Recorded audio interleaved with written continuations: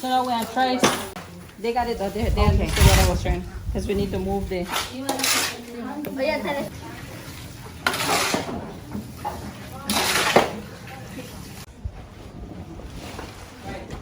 So now we're covering this for what? Why would you think that we're cooking it and we're covering it? To cook, to create the steam, to create the vapor that we need to ferment this fertilizer. What do we use the dolomite for? For calcium. One, see.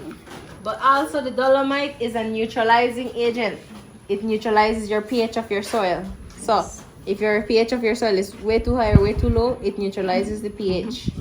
Every time we buy a bottle of water, one more bottle added to our environment. So if we try to practice using our water bottles wherever we go, you can just refill those water bottles.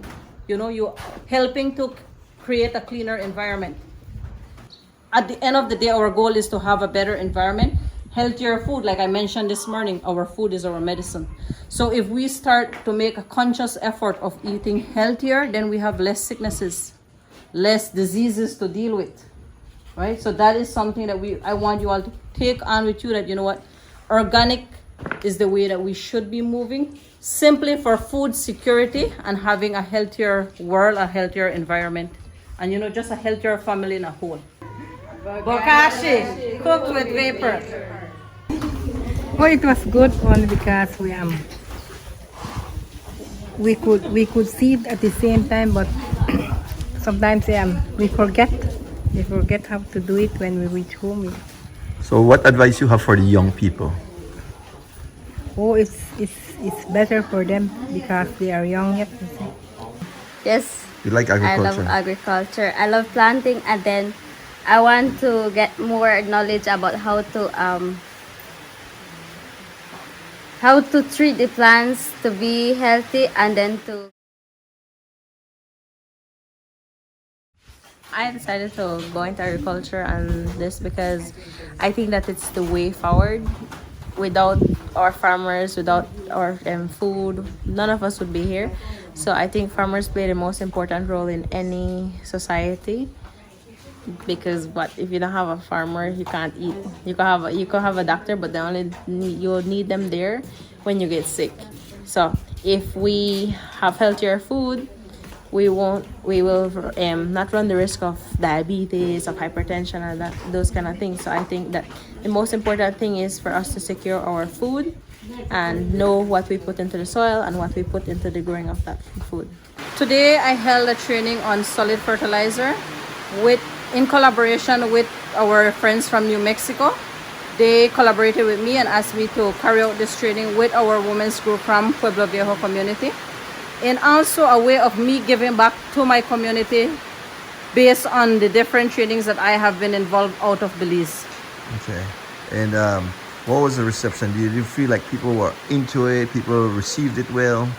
Most definitely, I can say that I felt really motivated to be able to host 11 women this morning. Because for me, I do believe that we need to empower more for women in agriculture and food security and food production. Will there be future trainings? I do believe that we will continue more trainings with our local different women's group. I mean, I am available and they can contact me and we can do more follow-up, because definitely after today's training, there has to be more so that they can grasp the knowledge of what we are actually making on our farm. Okay, so if somebody is watching and want to get in touch with you to do a training, would you be available? Sure, I am. My name is Noemi Requena and my number is 600-5871. Okay. And you would be willing to host training for anyone here in the Toledo I am district? willing to host training at any time. Once they give me enough time to prepare, I can host the training. And I do both solid, liquid, and we do vermiculture on our farm.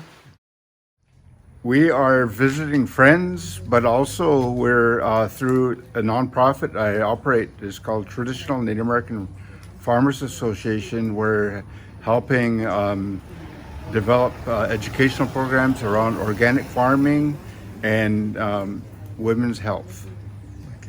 So I am here with TANAFA, the Traditional Native American Farmers Association, and I'm also here representing Sacred Oya.